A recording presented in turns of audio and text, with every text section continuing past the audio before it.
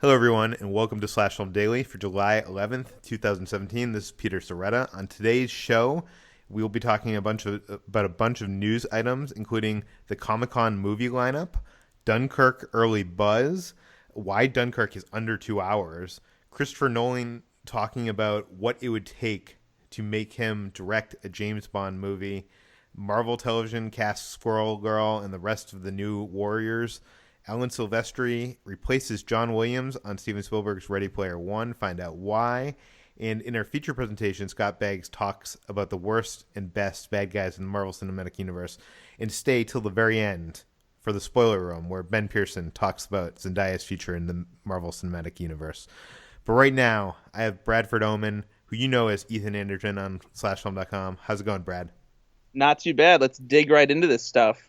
Yes. So Comic-Con movie lineup was announced over the weekend, and you wrote it up for slashfilm.com. What should we be looking out for? Yeah, I mean, the entire Comic Con lineup is out there now from preview night through the end of the convention on Sunday. When it comes to movie stuff, it's actually pretty light this year. Only three of the major studios are going to Comic Con. That's 20th Century Fox, who we assume is going to be bringing announcements and news about X-Men Dark Phoenix, New Mutants, and Deadpool 2, which is already in production. And they might even have a little teaser reel for Deadpool 2 since they've already shot some stuff. We've also got Warner Brothers, who will undoubtedly be coming with some Justice League footage, and there's rumors of an Aquaman teaser coming along with it. And since their panel is always supersized, they're bound to have some other surprise announcements come along with that. And then, of course, Marvel Studios takes over Hall H at the end of the day on Saturday, which is always one of the biggest panels and eagerly anticipated panels of the entire convention. Yeah, Outside of movies, oh, sorry, go ahead. I was going to say Disney's having their own convention, D23 Expo, later this week. So they are not going to be there in full, but Marvel will be there. So we don't know what they're going to show at D23 for Marvel and what they're going to show at Comic-Con. But Marvel, Kevin Feige has always been a big proponent of Comic-Con. So they're going to show something big, but we don't know what. Yeah. And then, honestly, this year it feels like TV has taken over even more at the convention. We've got Stranger Things and Westworld coming into Hall H. There's also The Defenders is going to be in there at some point, which is the culmination of all of Marvel's Netflix series, Daredevil, Luke Cage, Iron Fist, and Jessica Jones. So there's a lot of big TV shows that are coming into the biggest room of the convention. And then there's a bunch of all the other shows that are smaller by comparison, I guess you could say, are still in Ballroom 20, like all the CW, DC comic shows. So there's a lot of TV happening around that we're also going to be covering along with the big movie studio presentations. I've been going to Comic-Con for 11 years now, and I've heard a lot of complaining that, this used to be about comic books. Movies have taken over, and I was always like, wah, wah. Now I feel like that same way about TV. TV is taking over. Movies are like, few and far between here at the convention. I mean, it's not as if the convention isn't about comic books anymore. It's just that comic books have now like ventured into this new medium where they're on movies and they're on television all the time. So it's still about comic books, just in a different form. And there's also tons of comic book stuff around the convention floor still. Like there aren't as many big panels about comics as there might have been, years ago, but you can still find tons of comic books on the show floor, and there's plenty of other stuff for comic book fans to geek out about while you're there. For sure. But let's move on in the news to Christopher Nolan, because Dunkirk is coming out. The junket just happened. The first critics who covered the interviews got to see the movie, and the early buzz was posted online today by the first reactions on Twitter, and it's overwhelmingly positive. A lot of people are talking up how tense the movie is, saying it's heartbreaking, heart-pounding, nail-biting. Everybody's saying you need to see it in IMAX because Christopher Nolan obviously shot a big portion of this film in 70mm IMAX, so you want to see that on it. But reading all these reactions, it's weird because everybody's praising the movie, but I get the sense that they're not saying something, and I'm not sure what they're not saying. I asked Kevin McCarthy, one of the critics that saw it. He's a buddy of mine from DC. How does this rank in your Nolan filmography? And he said, I'm not ready to rank it. I'm going to skip what he said here because that might be a little bit spoilerish. but the movie didn't click with me until the middle of the second act. I want to go in again with that understanding. Yes, well, it's tough to talk about this part because I read the early buzz and I told Peter I was a little disappointed that I did because the way some of the people have described the movie in the conversation you initiated on Twitter, it gives away a little bit something about the narrative of the movie, and it's not really a plot spoiler. Okay. We'll say right now, if you don't want to hear this, skip out for the next 30 seconds. And this isn't a plot spoiler, but if you just want to go in completely dark about this film, just, don't listen for the next 30 seconds. He mentions that it's a non-linear story, which I would have rather not known that going into the movie. I'm not sure if that's a reveal or not, but it's, Nolan has played with that so much throughout his career. Prestige, Memento, his brother's playing with it with Westworld.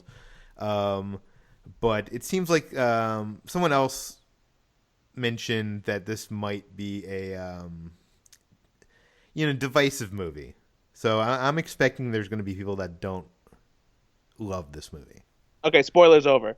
So yeah, I mean, for me, I'm not necessarily sure that I'm more excited to see the movie, but I guess I'm still right on the level of where I'm like, yeah, I'll go see it because I'm mostly curious, but I'm still not to a point where like, oh man, I got to see Dunkirk right away.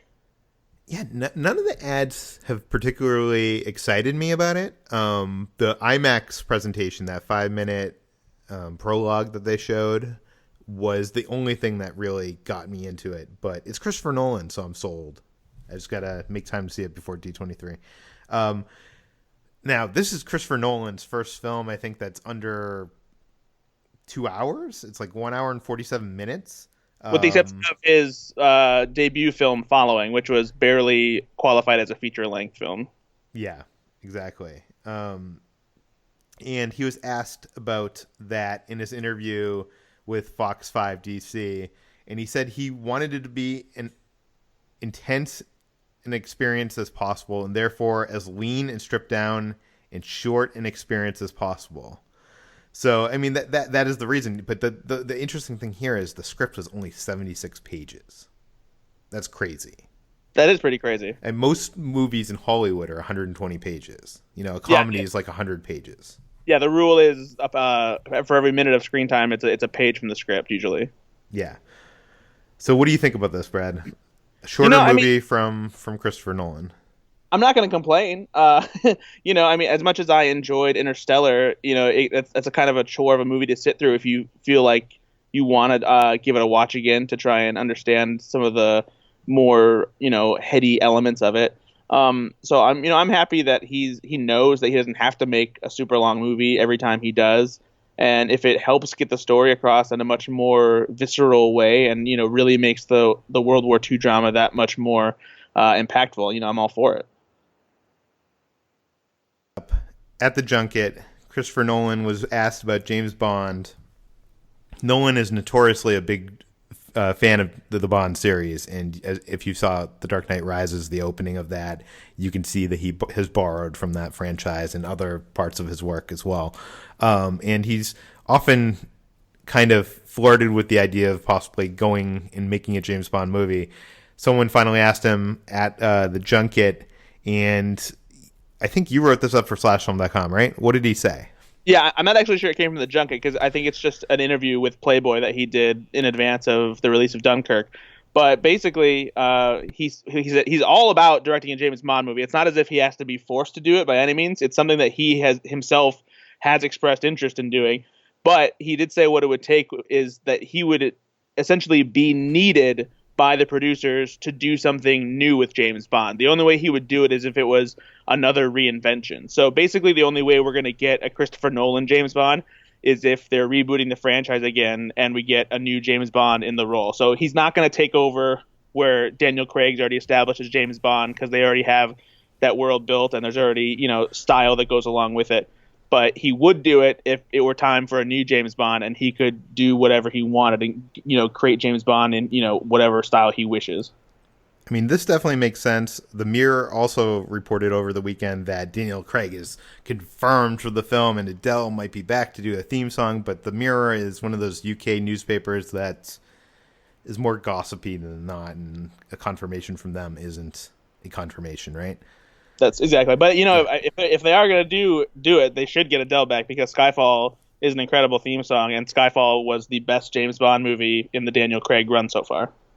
I agree with that. I think I would love to see a Christopher Nolan James Bond movie, and I think if he did it, the way to go. Well, first of all, Tom Hardy. Second of all, the way to go is to set it in the '60s. I'd like to see a period. Like, how do you compete with all these spy movies like Mission Impossible and all the stuff that's going on right now, with all these future tech stuff going on in these films? I feel like the way to go is to go with a period film. Yeah, That's my take.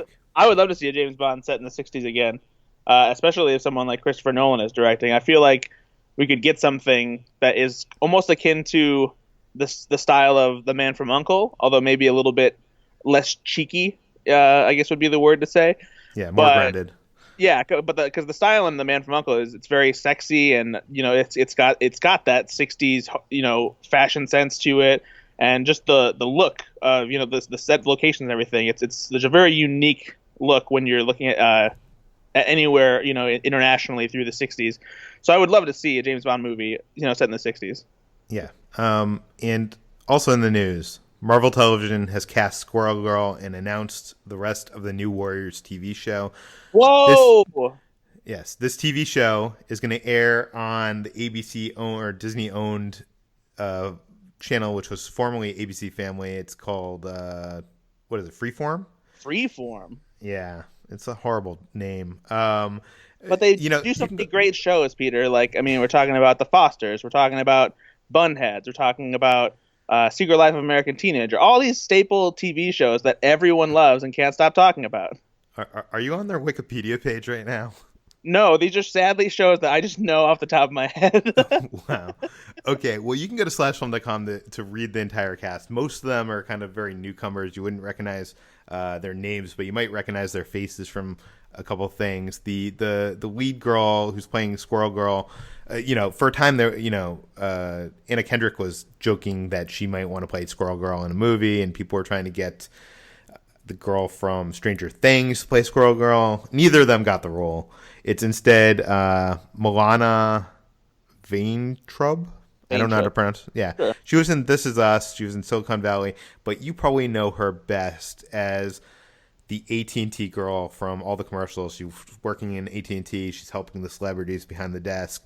So go to slashfilm.com. You can read Ben Pearson's article on that and find out the entire cast of the New Warriors. But are we going to watch it, Brad? Is it going to, is Freeform so out of our bubble that, I mean, it's obviously in your bubble. You recognize all these shows, but I mean, no, it's freeform programming is really not in my wheelhouse at all. I might give this one, I might give the pilot a watch just to see what it's like, but I really can't imagine that it's going to be for me at all. I think this is Marvel trying to tap into demographic that they have a harder time landing with, and so I just don't think it's going to be something that I enjoy quite as much.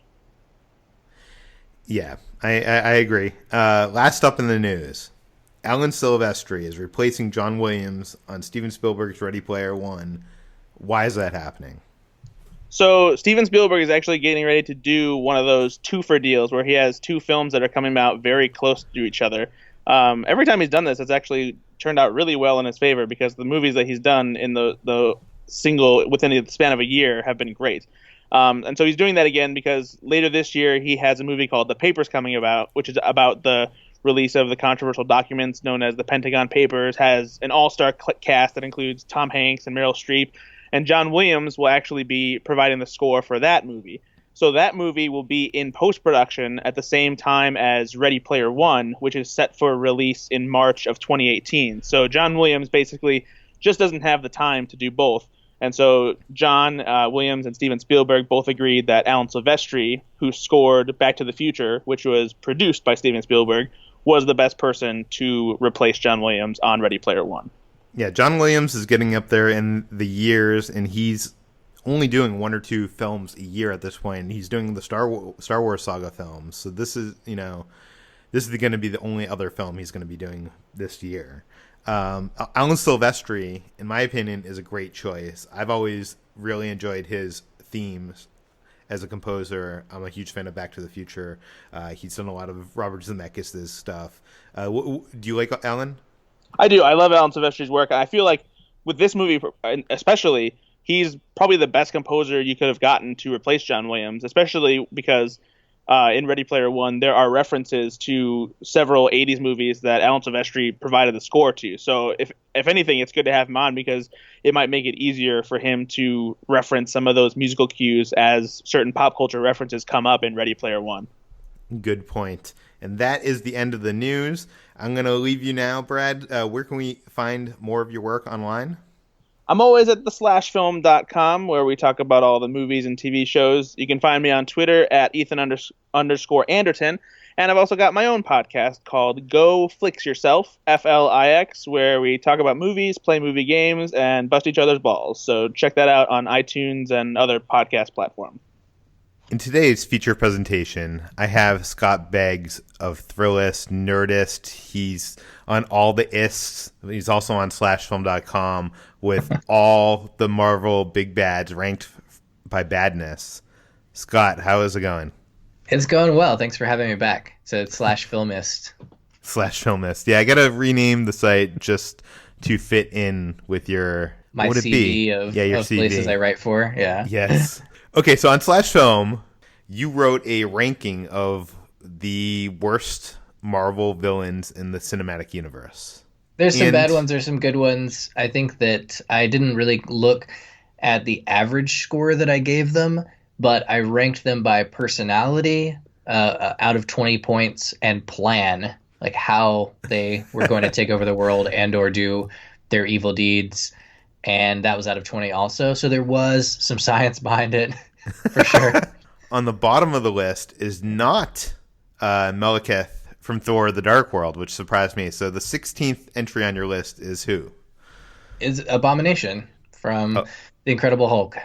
Which is barely a Marvel Cinematic Universe movie, but you hit the nail on the head. Like, it's so separated from the others, right? Yeah. And why is he the worst villain in all of the cinematic universe? Well, my argument is just from a mathematical perspective of how I ranked them of personality and plan. Like that's the rubric for how I'm judging these villains. And for me, his personality is only bolstered by the actor that is in his shoes, which is Tim Roth. And you're going to hear that a lot in this list where it's like, oh, they found a great actor for it, and that really helped float it along.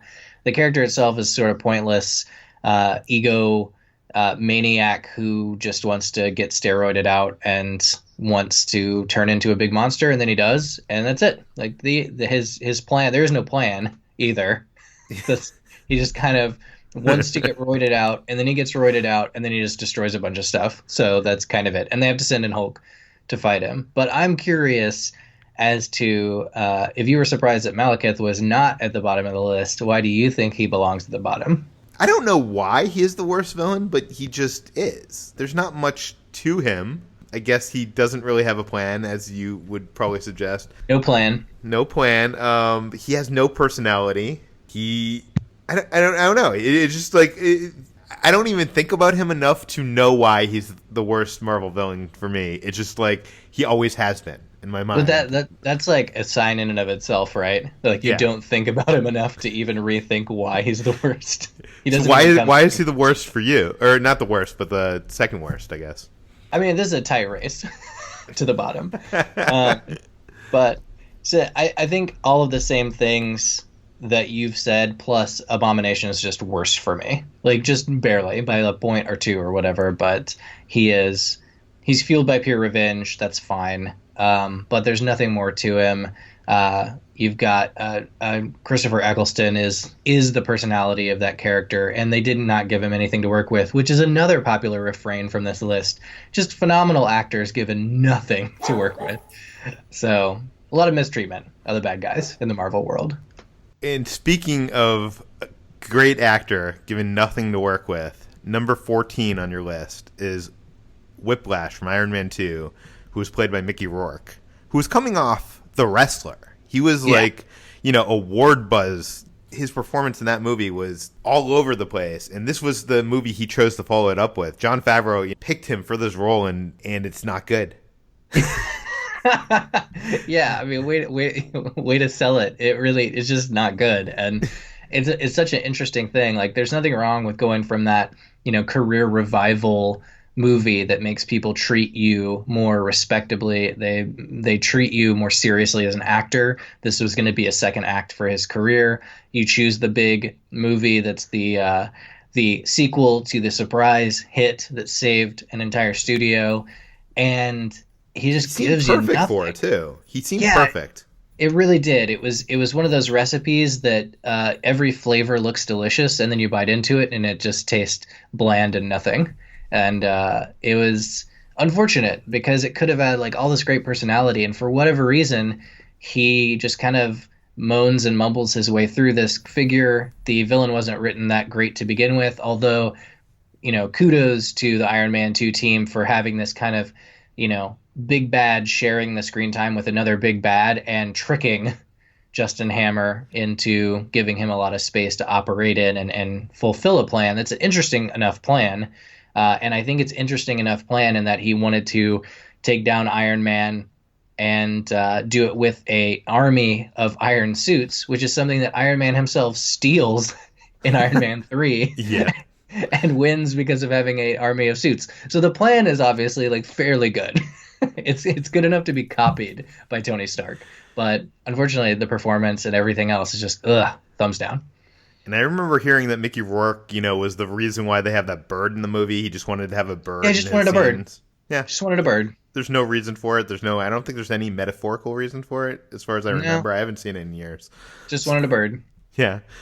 Number 13 on your list is Ultron from Avengers: Age of Ultron. I gotta admit, now that I get to talk about this list a little bit, I tried so hard to put him at dead last place. But I think that in the end, once again, casting gave us, more personality than this character deserved. And what's interesting to me about Ultron, perhaps like why I rank Ultron so low and why I just hate this character so much, is because my enthusiasm for the future, my enthusiasm for artificial intelligence, and my fandom of Ray Kurzweil and reading his work. And then all of a sudden you have this idea that this villain is going to be this incredible AI, a fantastic idea, but then it is the dumbest AI on the planet. It makes no sense. Like, what he's doing is so convoluted and bizarre, and yet they show his power in certain sequences, like taking over, like infesting the internet, taking over the world banks. And yet, what does he choose to do with all of this? This incredibly like Rube Goldberg machine bad guy thing that is just moronic. Launch the nukes, man. Just launch the nukes. That's all you got to do. Movie over. Avengers dead. He had the power to do that too. Yeah, exactly. And you called him clearly the stupidest omnipotent robot since Eagle Eye, which I think is brilliant. Another movie that pissed me off to know it. And not to keep on hitting this hammer, but James Spader, great actor, given not a great role. Yeah, he elevates it. That's it. Yeah. Number 12 on your list. I really loved Ant-Man, but the one I feel like part of Ant-Man that doesn't work is the villain, Darren Cross. So why does Darren Cross not work? Yeah, yet again, Corey Stoll, strong up-and-coming actor coming off of House of Cards, playing just kind of a generic business bad guy. And I think that's the problem. He's not terrible. I mean, we're kind of jumping into the like C- categories of villains now. Darren Cross is just boring. Like, that's kind of it. He just wants to make a ton of money by selling a bunch of advanced weapons to a bunch of bad guys and helping out our old pals at Hydra. And that's it. That's fine. But we've seen it before, and you'll see it again higher up on the list. But generic bad guy who could have had a cooler backstory with a sort of loss of this mentor that he has that just kind of goes nowhere. He's clearly seeks revenge in a certain way by succeeding, which could have been more interesting, but they just never, they planted those seeds and then never did anything with them. This guy is helped by the fact that it's not one of the typical Marvel movies where the guy's trying to, the world is at stake and some big grand thing. The final action scene takes place in a girl's bedroom on a micro scale, and that's why I think it isn't detrimental to the movie. Right. Yeah. I think right now we should probably go towards the top of the list, because the middle is not as, with any list, the middle is not as interesting as the top and the bottom. Yeah. So let's go up to number 5, Obadiah Stane from Iron Man. And this is another great actor, but he actually has something. He was given something to play with. Yeah. And this is actually a good time jump, because we are jumping from Darren Cross to kind of the original Marvel business bad guy, which is Obadiah Stane. Tries to kill Tony Stark. Big mistake. But I love that in his failures, he comes up with a new plan every time and then executes it. And it's a pretty smart plan every single time. Having Tony Stark executed by terrorists while he's visiting, a war zone in the Middle East, pretty clever. If it didn't get back to him, that would have been strong. He would have become controller of the company, and he could have sold to all the people that he wanted to on the secondary books, as they say, the black journal of all of their sales. And he would have made a crazy amount of money, had a lot of power, and yet Tony Stark comes back. And I love the idea of, the board's trying to kick you out, Tony, and I'm your only ally. Such a great, kind of Shakespearean villain move of gaining the trust and then destroying it. And of course, I love the line in there where Tony's trying to talk to him about the arc reactor. He's like, come on, how serious is this thing? It's a publicity stunt. We did it to appease the hippies. And it's a perfect little moment of Bridges casting against the dude. We're seeing a lot of these Marvel villains ranked lists coming around Homecoming, because the Vulture is such a great villain, but he did not make number 1 in your list. Why is that? No, I mean, I think that time will prove me correct in this, that once we step back from the energy of Homecoming and really look at Vulture a little bit more, we can see that great villain. I mean, this is, again, these are 1 point, 2 point, 3 point disparities between the top 4, top 5, but not the best. And that, of course, it's a difference between an A- and an A at this point. You know what I mean? So what makes Vulture a great villain? Vulture's a great villain because he's not a villain. I think that's a really wonderful thing. If you haven't seen Spider-Man Homecoming, maybe skip the next minute of this podcast. But the great thing about Vulture is Keaton plays him perfectly, really great acting, and the character himself, we understand where he's coming from. He is an antagonist, not a villain. And because of that, he's given a lot of three-dimensionality that some other Marvel and other superhero movies, for that matter, just do not give to the bad guys. And so not only that, that's kind of like a baseline. You want to achieve that for sure. But on top of that, what's great in this film is that Vulture is given space to be a foil to Iron Man. He's very much a mirror image of Iron Man in many ways, except he didn't inherit a crazy amount of money. So that's a check mark for him. And he can also, because of that, play off of how they've set up Peter Parker's story in this, to have Tony Stark as a kind of father figure to him, to a superhero character famous for losing father figures or not having them in the first place and desperately wanting them. And Vulture, on the other hand, can also take that place, a mirror image of another father figure. And it's certainly not played out to even half the degree that Spider-Man 2 is, where Dr. Octavius becomes Peter Parker's father figure, only for that to get perverted, for power to really ruin his mind and to become a true villain, which is incredibly devastating. But it certainly is hinted at here in a lighter way that matches the tone of the movie, which is 99% fun. Yeah, and it's also great the connection that we find between Peter Parker and Vulture, which we won't go into further here, but it's amazing. And number 2 on your list is Ego from Guardians of the Galaxy Volume 2. Yeah. Why is Kurt Russell your number 2? Kurt Russell's fantastic. He's the best. He's Kurt Russell. And this is maybe an unfair advantage because of what we talked about earlier, which is that Marvel tends to focus on the hero, and the villain gets about 10% of the screen time, which is just not enough to develop anything. And here, it's not the case. Guardians of the Galaxy Volume 2 is really the story about the heroes and this relationship with a villainous ego, the living planet.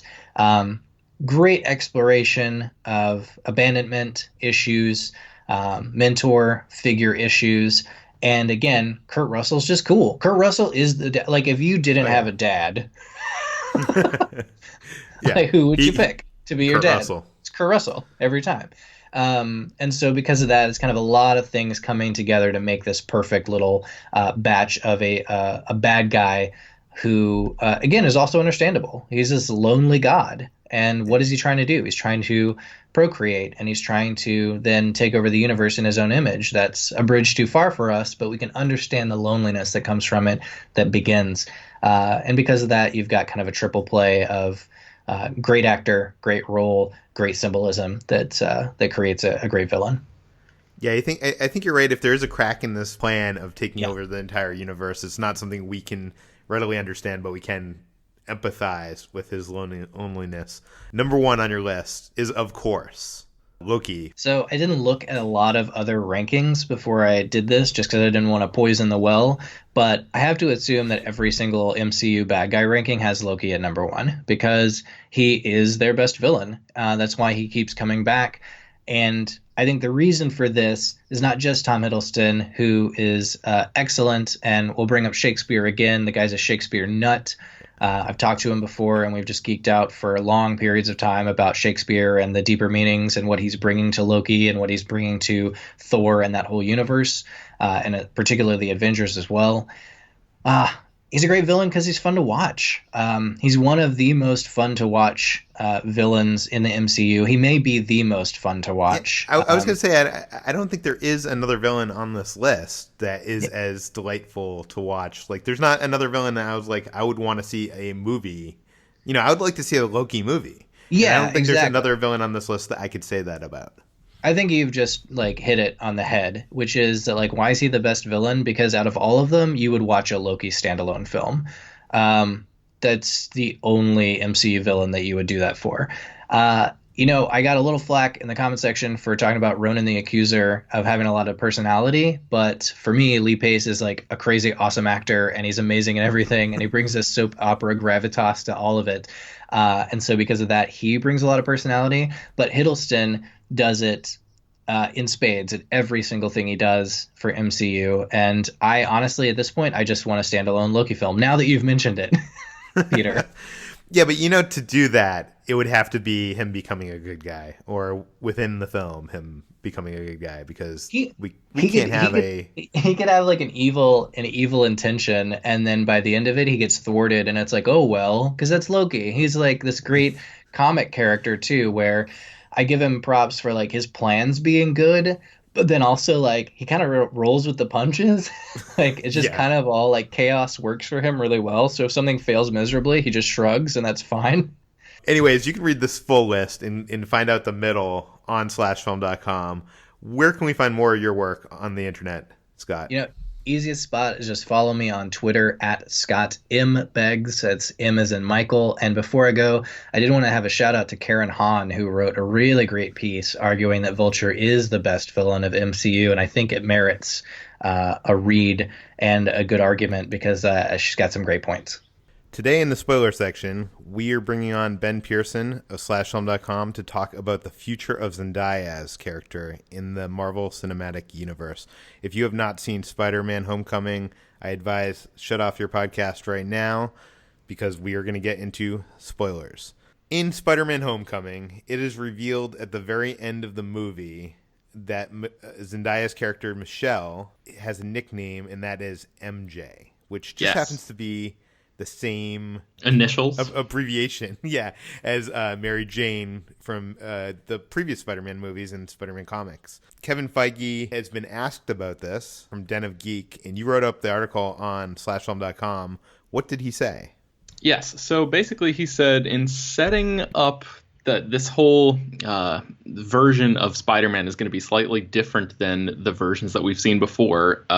MJ, as played by Zendaya, is not Mary Jane Watson. He says that's not who the character is, but giving her the initials that remind you of that dynamic certainly is intriguing about what could go forward.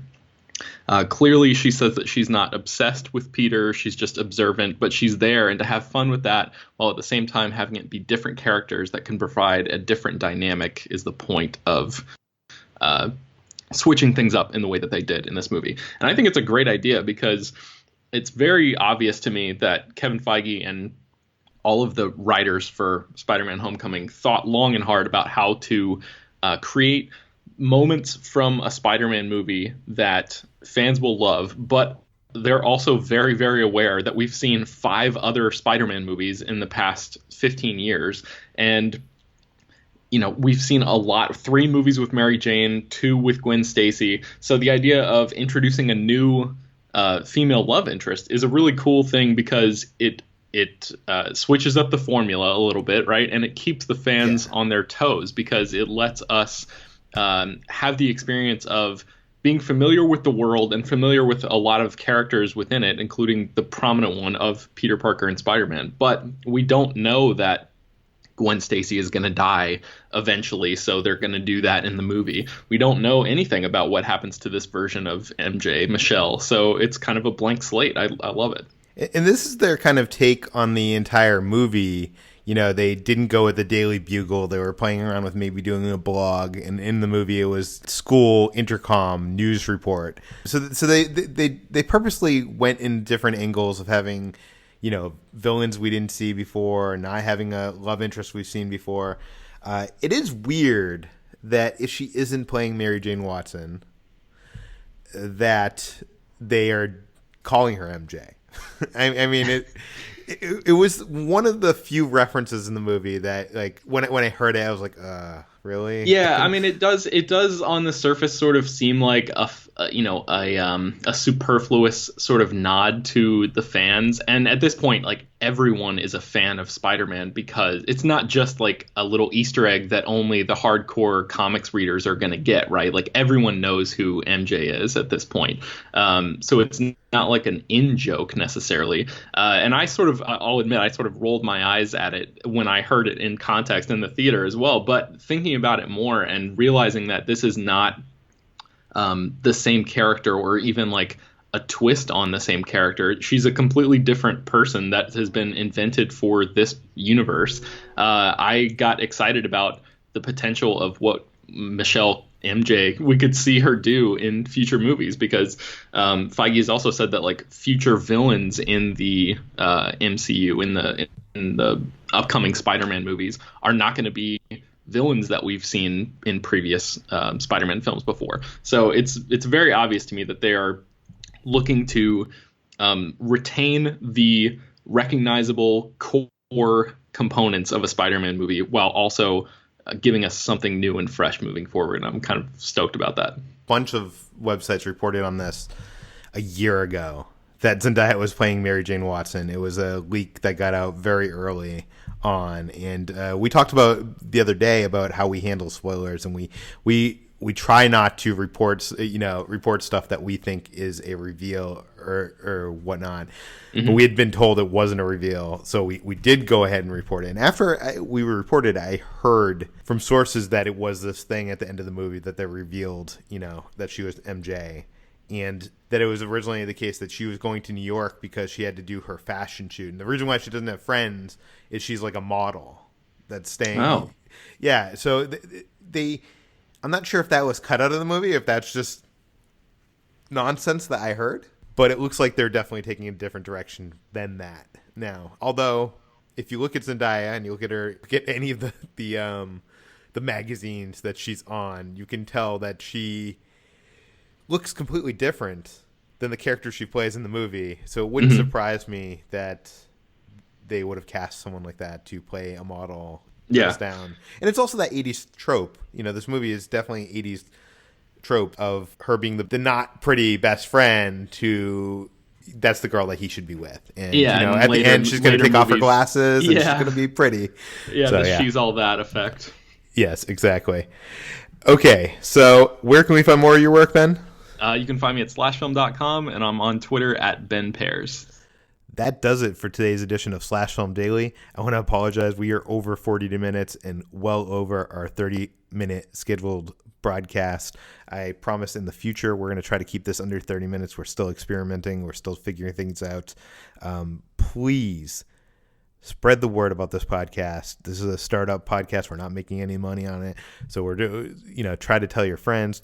We need more listeners, and we already have a great group of community, a great community so far.